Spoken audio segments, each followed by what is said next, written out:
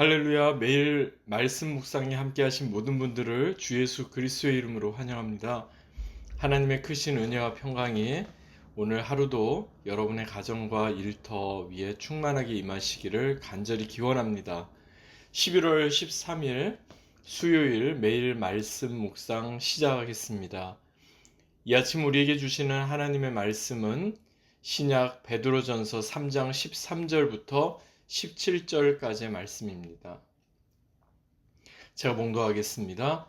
또 너희가 열심으로 선을 행하면 누가 너희를 해하리요. 그러나 의를 위하여 고난을 받으면 복 있는 자니 그들이 두려워하는 것을 두려워하지 말며 근심하지 말고 너희 마음에 그리스도를 주로 삼아 거룩하게 하고 너희 속에 있는 소망에 관한 이유를 묻는 자에게는 대답할 것을 항상 준비하되 온유와 두려움으로 하고 선한 양심을 가지라.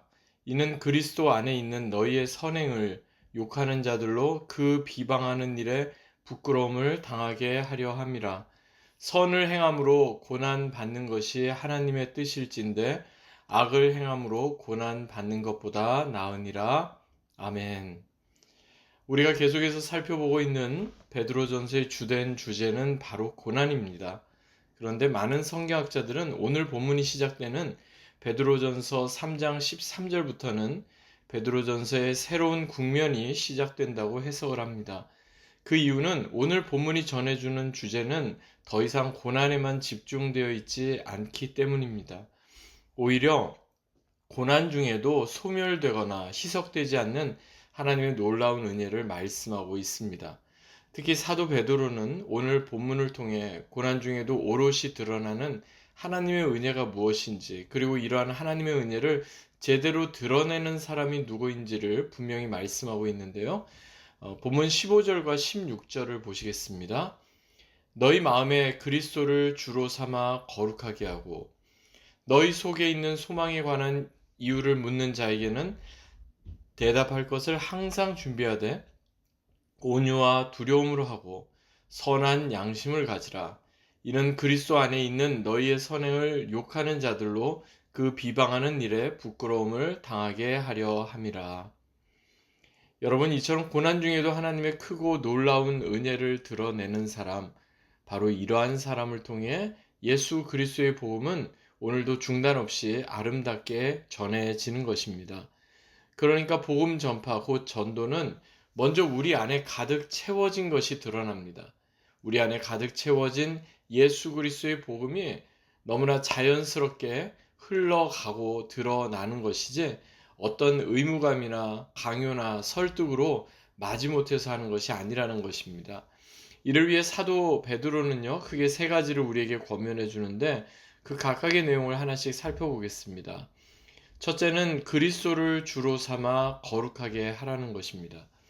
영어로 Christ centered, 즉 예수님께서 우리 삶의 중심을 이렇게 자리 잡고 계시고 우리의 모든 것이 예수님께 초점이 맞추어지며 예수님께서 우리의 삶의 중심이심을 우리가 늘 기억하며 살아가게 될 때 자연스럽게 우리 안에서 우리 안에 계신 예수님이 드러나고 우리 안에 계신 예수님의 거룩하심이 나타난다는 의미입니다.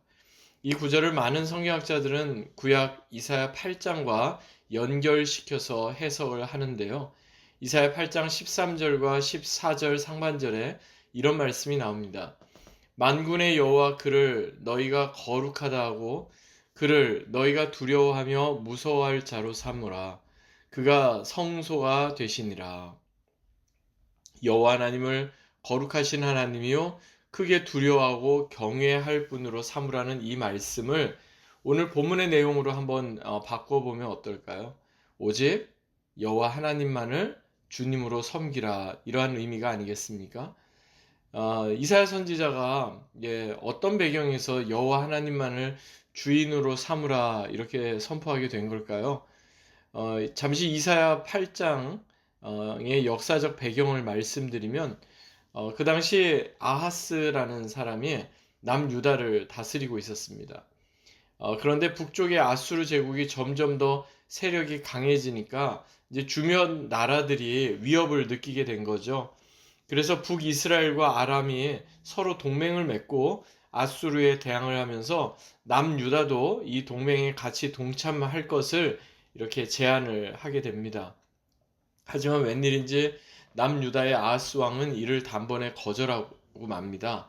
어, 그가 동맹을 거절한 것은 그가 하나님만을 전적으로 신뢰했기 때문이 아니라 이상하게도 아수르를 더 신뢰했기 때문입니다. 실제로 남유다는 아수르와 비밀리에 어떤 동맹을 맺고 어떤 조약을 맺고 있었던 거죠. 이러한 배경에서 이사야 선지자가 했던 경고의 메시지가 바로 이사야 8장에 담겨 있는 겁니다. 즉 거룩하신 하나님을 겉으로는 주인이라고 고백하고 주님이라고 선포하고 주님이라고 섬기고 있지만 정작 중요한 순간에는 하나님이 아니라 눈에 보이는 이 세상을 더 의지하고 아무리 세상에 악한 세력이라고 할지라도 나에게 도움이 될 것 같으면 아무런 거리낌 없이 이렇게 서로 손을 잡는 이러한 행태를 보면서 이사야 선지자는 책망의 메시지를 전해 주었던 겁니다. 여러분, 우리 마음이 크라이스트 센터드, 즉 그리스도께서 우리 마음의 중심이 되어 계시고 그리고 주님께만 우리의 삶의 모든 것이 집중되어야만 우리는 눈에 보이는 것에 휘둘리지 않는 겁니다. 시험이 있거나 위기의 순간에도 타협하거나 세상의 풍조를 따르기보다는 끝까지 믿음의 경주를 완주하고 거룩함을 지켜나가게 되는 것입니다. 사랑하는 여러분, 항상 그리스도 중심, 주님께서 우리의 마음에 항상 계심을 늘 기억하며 주님께 그리스도에 초점을 맞추며 살아가시기 바랍니다. 그 다음 두 번째는 사도 베드로가 대답할 것을 항상 준비하라 이렇게 우리에게 권면하고 있다는 겁니다. 15절 하반절 보니까 이렇게 말씀합니다. 너희 속에 있는 소망에 관한 이유를 묻는 자에게는 대답할 것을 항상 준비하되 온유와 두려움으로 하고. 흔히들 이 말씀이 복음 전도의 실제가 무엇인지 그리고 전도자의 자세가 어떠해야 하는지를 구체적으로 전해주는 말씀이라고 알고 있습니다. 그런데 여러분 여기에서 중요한 점은요. 우리가 복음의 메시지를 세상에 드러내고 주변에 드러내기 위해서는 우리 안에 복음의 메시지가 분명해져야 한다는 겁니다. 복음의 메시지가 선명해져야 하고 그 복음의 메시지가 그저 듣고 끝나는 것이 아니라 우리의 입술로도 선포될 수 있도록 준비되어야 한다는 사실입니다. 하지만 그 복음의 메시지는 그저 우리의 어떤 설득이나 우리의 어떤 강요나 우리의 어떠함이 아니라 주님의 어떠하심이 드러날 수 있도록 온유함과 두려움, 즉 경외감으로 증거되어야만 한다 이렇게 말씀하고 있습니다. 이것은 마치 물건을 파는 사람에게 있어서 먼저는 자신이 파는 물건에 대한 어떤 자신감이 있고 긍지가 있어야 하는 것은 맞지만 동시에 고객의 편에서 어떠한 유익을 줄 수 있는지를 잘 설명할 수 있어야 하는 것과 비슷하다고 하겠습니다. 그러니까 누군가 우리 안에 당신들은 그 어려움과 고난 중에도 어떻게 이렇게 소망을 잃지 않고 살아갑니까?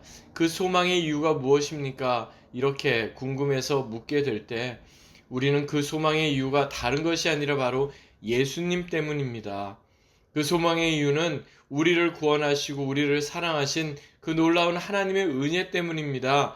이것을 분명히 전하는 전달자가 되어야 한다 하는 겁니다.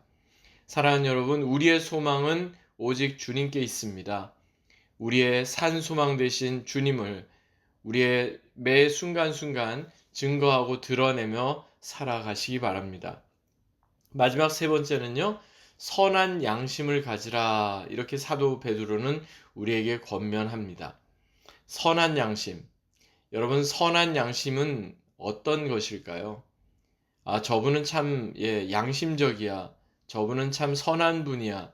이런 뜻일까요? 애초부터 죄인된 우리에게는 선한 양심은 거의 불가능한 말처럼 들리기도 합니다. 그런데 여러분, 하나님의 은혜를 제대로 드러내는 사람, 비록 하나님을 거부하는 세상 속에서도 하나님의 은혜를 드러내고 증거하는 사람이 어떻게 보면 이 세상 가운데 하나님의 자녀요 그리스도의 제자임을 분명히 확증받을 수 있다는 겁니다. 즉 만일 예수님 믿으려면 저 사람처럼 예수님 믿어야 돼.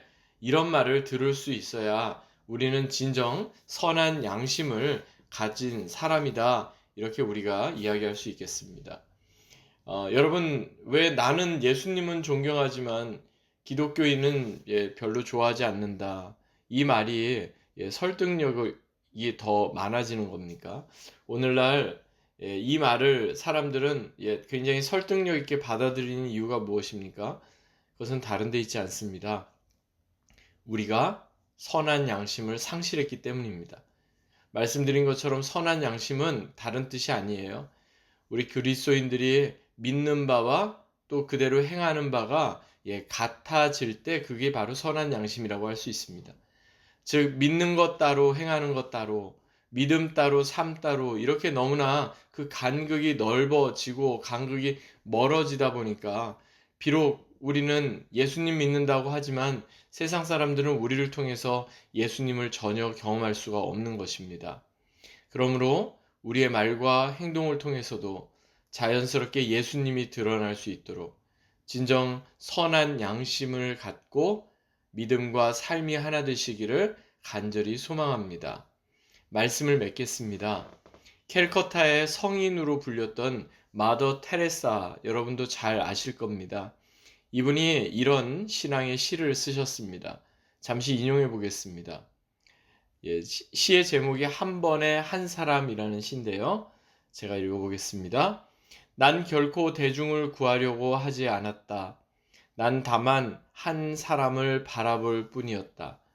난 한 번에 단지 한 사람만을 사랑할 수 있다. 한 번에 단지 한 사람만을 껴안을 수 있다. 단지 한 사람, 한 사람, 한 사람씩만 따라서 당신도 시작하고 나도 시작하는 것이다. 나는 한 사람을 붙잡는다. 만일 내가 그 한 사람을 붙잡지 못했다면 나는 42,000명도 붙잡지 못했을 거다. 모든 노력은 단지 바다에 붙는 물 한 방울과 같지만 만일 그 한 방울의 물이 부어지지 않는다면 바다는 그 한 방울만큼 줄어드는 것이다. 당신에게도 마찬가지다. 당신 가족에게도, 당신이 다니는 교회에도 마찬가지다. 단지 시작하는 것이다. 한 번에 한 사람씩.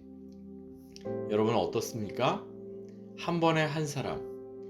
하나님께서 우리에게 맡겨주신 그 한 사람을 우리가 잘 섬기는 겁니다. 하나님께서 우리에게 허락하신, 만나게 하신 그 한 사람, 예수님께서도 매 순간 한 영혼에 집중하셨던 것처럼 우리도 그 한 사람, 그 한 영혼에 집중해야 하는 겁니다. 그래서 우리를 통해 하나님의 은혜가 드러나고, 그래서 우리를 통해 예수 그리스도의 복음이 아름답게 드러나는 진정 복음의 통로, 은혜의 통로로 살아가시기를 주 예수 그리스도의 이름으로 간절히 축원합니다. 아멘. 기도하겠습니다. 거룩하신 하나님 감사합니다. 오늘 주신 이 말씀 우리의 마음에 깊이 되새깁니다. 죄 많고 유혹 많고 또 어려운 세상 가운데 우리가 살아가고 있지만 예수님으로 인해 진정 참 소망을 누리며 예수님으로 인해 경험했던 그 참 소망이 우리를 통해 우리 주변으로 아름답게 드러나게 하여 주시옵소서.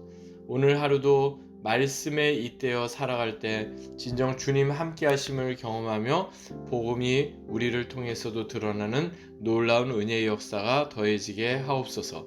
감사드리며 살아계신 주 예수 그리스도의 이름으로 간절히 기도하옵나이다. 아멘.